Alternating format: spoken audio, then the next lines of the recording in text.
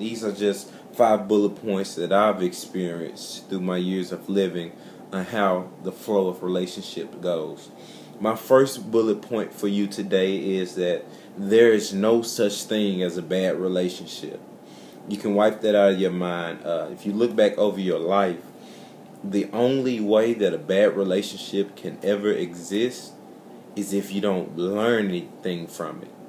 If that relationship doesn't make you better, then you have no choice but to be bitter, because you see it as you not learning, as it being a waste of time for you, or whatever the situation may be. But the truth of the matter is, there is no such thing as a bad relationship.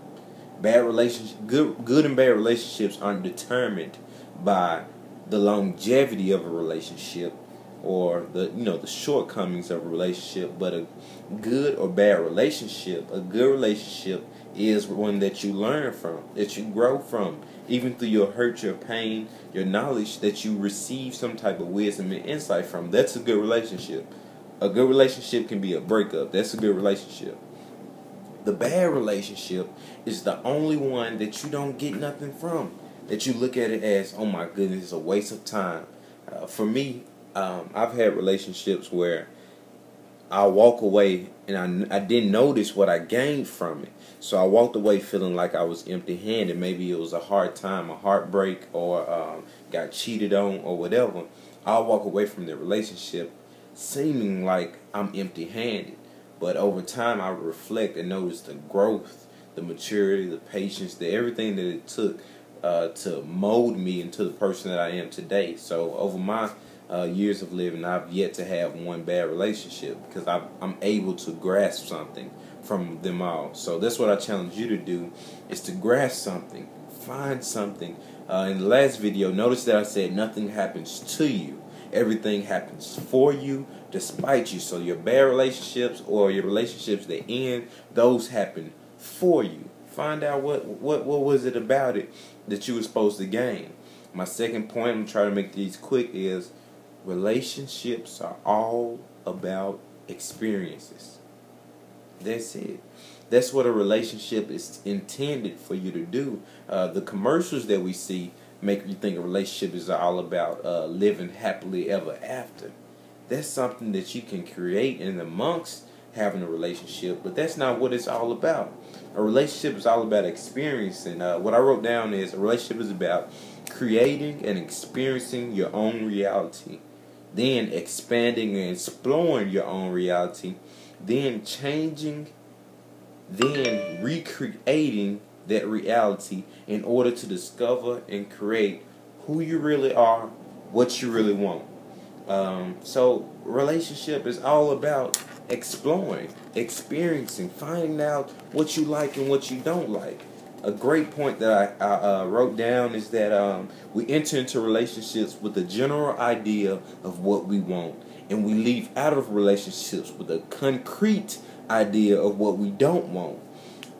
What does that mean? That means basically when you come into a relationship, you have a general idea through experiences, through things that you've seen, of what you want your ideal mate to be. When a relationship ends, you can take everything that you learned from that person and apply it and be like, okay, I'm not sure what I want, but this is exactly what I don't want. I don't want that person not to be ambitious. I don't want that person not to be caring. I don't want that person to be lazy. You find out the things that you don't want in a relationship, which helps shape what you do want. So it's all about the experiences that you can provide and that you can receive through relationships. Through experiences, we have a higher learning and truly are better than when we go in. So the process of losing someone, you have gone through so much with, so much hurt, so much pain, but that hurt is just a conditioner. Everything in life has a condition. Everything in life we go through is a conditioner. Your hair, say you have hair conditioner, for example. This is just one of my metaphors. Your hair conditioner. I looked up hair conditioner. What is it supposed to do? And it says that hair conditioner is supposed to make your hair healthy and moisturized. Relationships that end are just heart conditioners, similar to what a hair conditioner would do. It's to make your heart healthy and to moisturize it. They condition our hearts before or after the shampoo. The shampoo can be the symbolize a new relationship or old relationship. And I looked up and I see when do you apply the shampoo? When do you apply the conditioner? And what's the difference between the two? Then I saw shampoo washes the dirt and oil out of the hair, while conditioner, which in this situation we're going to use conditioner as a relationship that ends, whether it hurts or ends smoothly or ends roughly. A relationship that ends is going to be our heart conditioner. And it says that while conditioner makes the hair easier to comb out, restore, and add substance. Wow. That in itself is it speaks volumes, because what a relationship is supposed to do, even when it ends, is to make us better and not bitter. But so many times we miss the fact that a relationship that ended is conditioning our heart for applying something new to it. So that's one thing you want to keep in mind. I went into that one so much. That was experiencing. Relationship is all about experiencing. The third point, it was in the last video. Allow logic to exist with your emotions, and that can prevent a lot of hurt feelings. What does emotion does? Emotion allows us to see all the good in a person. See how beautiful they are. See how good they treat you. See so much good. And oftentimes can allow you to ignore the bad things. What does logic do for us? Logic allows us to see, okay, this person is beautiful, yada, yada, yada, but this person doesn't fulfill my needs in this area, or this person doesn't make me happy in this area. So when you allow your emotions to exist with your logic, you get to see that person for who they really are. When you just have emotions, you see that person for how good they are. When you just have logic, you see that person for how bad they are. But when you have emotion and logic coexisting, you see them for who they really are. You don't make excuses for that person when they're trying to tell you or show you who you are. You don't say, oh, he just treat me this way because that's how he is, or oh, he takes, all men go talk to a lot of women. If that's not what you want, if you don't want a man that talks to a lot of women, then don't. Your logic will tell you, don't do it. Don't go in there. So that's the third point. Allow your logic to exist with your emotion. Let them coexist so that we can begin to see people for who they really are. Because truth of the matter is, a person is going to show you who they are. Whether or not you believe them, or whether or not you choose to see certain things, that's on you. I apologize for my phone blowing up. My fourth point, take responsibility for choosing your relationship. Don't discredit your experience, and don't blame it on God. You are supposed to feel what you feel. You made the decision to get in a relationship. So many times I would get in a relationship, and then I get out of in a relationship and go bad. I say, man, I was foolish for getting in a relationship. I was letting my flesh speak for me. Things of that nature, which takes the responsibility off me and the choice that I made. If you made the decision to be with somebody and they don't turn out what you expect for them to be, that's not your fault. So don't try to take the blame off you. When you chose that person, you wanted to experience a certain thing. You wanted to feel a certain way. And if you begin to say, oh, I was foolish for that, or their relationship was just terrible, or I should have listened to God, or then you discredit your experience, and you don't grasp the things that you really noticed in it, that you really got out from the first place. So take responsibility for choosing your mate. If they turn out to be not the person you expected, that's not your fault.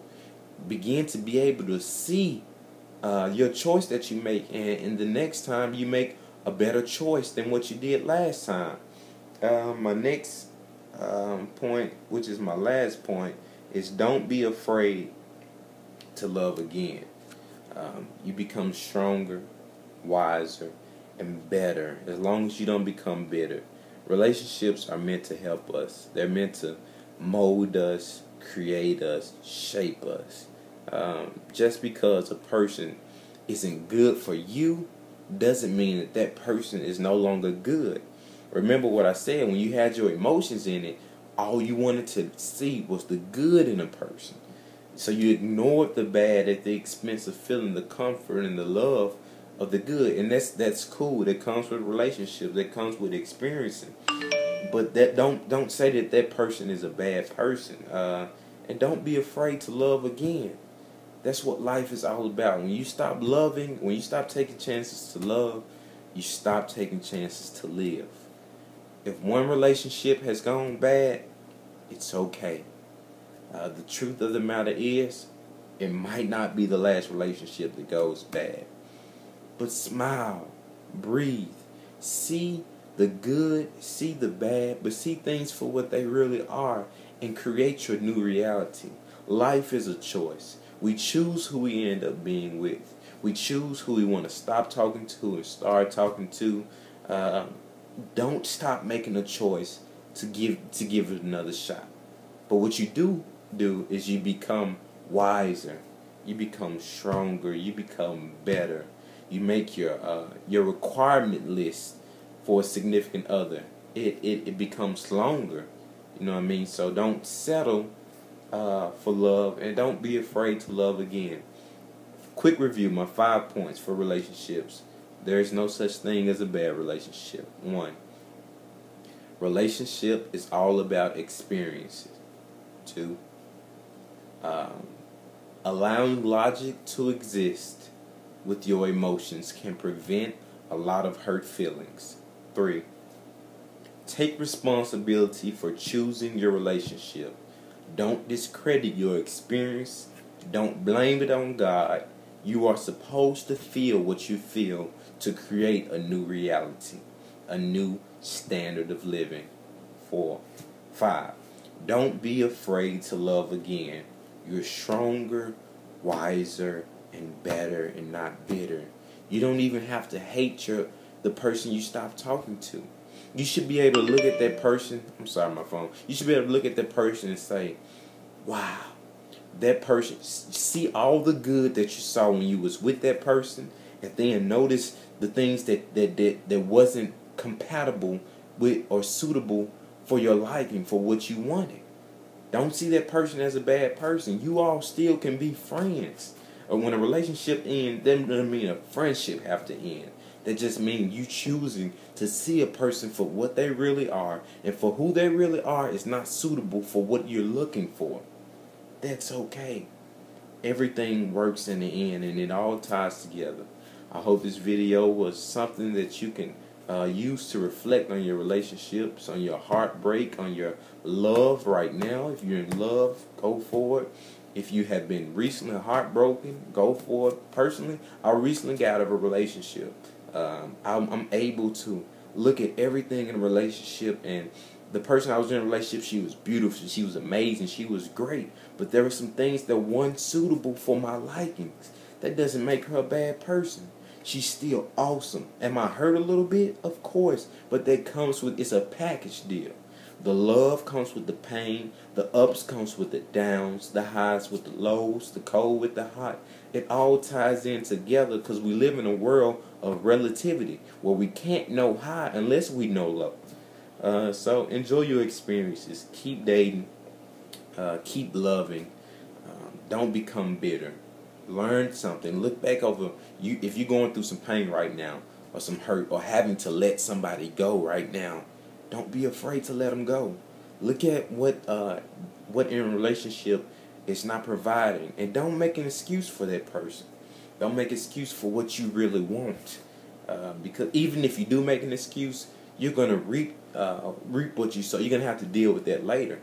So begin to see people for what they really are. Don't make excuses for them, and love, live, and give relationships another shot. My name is Ryan Carson. This has been a video blog on relationships and an approach, a new way to look at relationships. They're all work out for the experience and for the good of us all. You can